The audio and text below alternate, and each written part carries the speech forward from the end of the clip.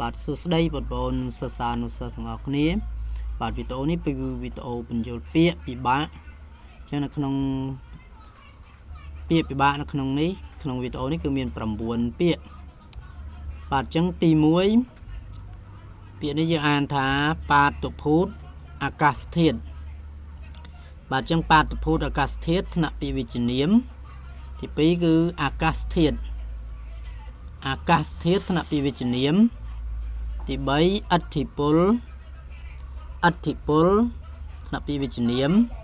ទី4អាជ្ញាធរថ្នាក់ពាក្យវិជ្ជនាមទី5បាតុភូតថ្នាក់ពាក្យវិជ្ជនាមទី6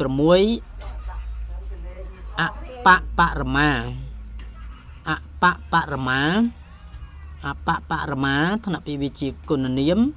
និងនាមបាទបន្តមកទៀតគឺអតិបរមាថ្នាក់ពាក្យវិជ្ជនាមបន្តមកទៀតគឺឧតុនិយមថ្នាក់ពាក្យវិជ្ជនាមចុងក្រោយគេនេះគឺយថាហេតុបាទយថាហេតុថ្នាក់ពាក្យវិជ្ជនាមបាទអញ្ចឹងដើម្បីកុំឲ្យខាត់ពេលយូរយើងចូលមើលការបង្ហាញខាងក្រោមទាំងអស់គ្នាបាទអញ្ចឹងទី1គឺបាតុភូតអាកាសធាតុ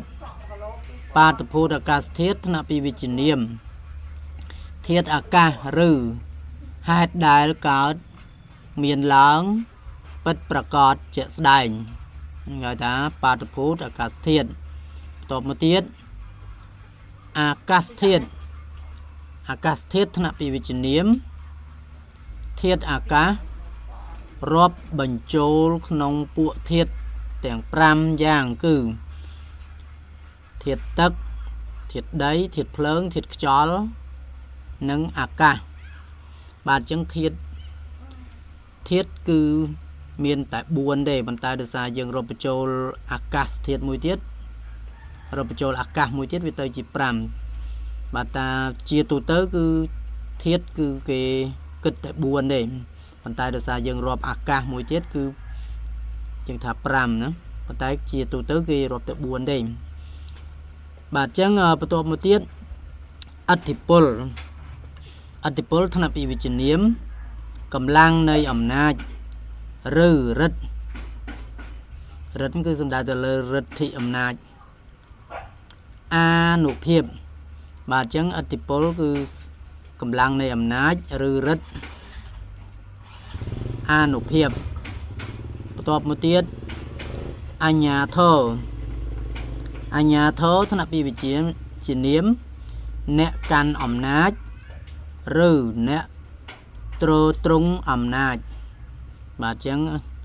អ្នកកាន់អំណាចឬអ្នកទ្រទ្រង់អំណាចបាទបន្ទាប់មកទៀតបាតុភូតបាទអញ្ចឹងបាតុភូតថ្នាក់ពាក្យវិជ្ជនាមហេតុ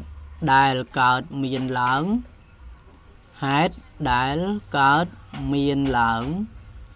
ពិតប្រាកដ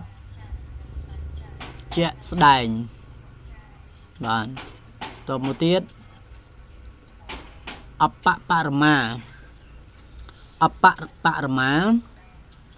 ថ្នាក់ពាក្យវិជ្ជាគុណនាមនិងនាមដែលតិចបំផុតដែលមានកំណត់យ៉ាងតូចបំផុតកម្រិតយ៉ាងតិចឬយ៉ាងតូចបំផុតបាទអញ្ចឹងយ៉ាងហ្នឹងដូចគេថាយ៉ាងតូចបំផុតគឺគេឲ្យយ៉ាងតូចបំផុតហ្នឹងគឺគេហៅថាអបបរមាតមកទៀតបាទបន្តមកទៀតគឺអតិបរមាថ្នាក់ពាក្យវិជ្ជានាមកម្រិតយ៉ាងច្រើនអញ្ចឹងអបបរមាគឺកម្រិតយ៉ាងតិចរីឯអតិបរមាគឺកម្រិតយ៉ាងច្រើនបំផុតយ៉ាងខ្ពស់យ៉ាងឆ្ងាយបំផុតបាទបន្តមកទៀតឧតុនិយមបាទអញ្ចឹងឧតុនិយមថ្នាក់ពាក្យវិជ្ជនាម ដំណើរកំណត់រដូវការពិនិត្យ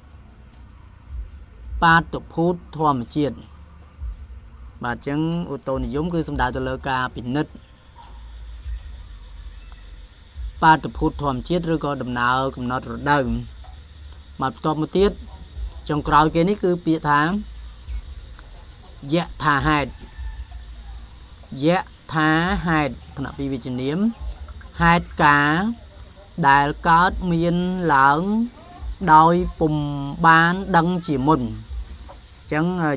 យថាហេតុហ្នឹងគឺសំដៅទៅលើហេតុការដែលកើតមានឡើងដោយពុំបានដឹងទុកជាមុនបាទអញ្ចឹងវីដេអូបញ្ចូលពាក្យពិបាកនេះគឺ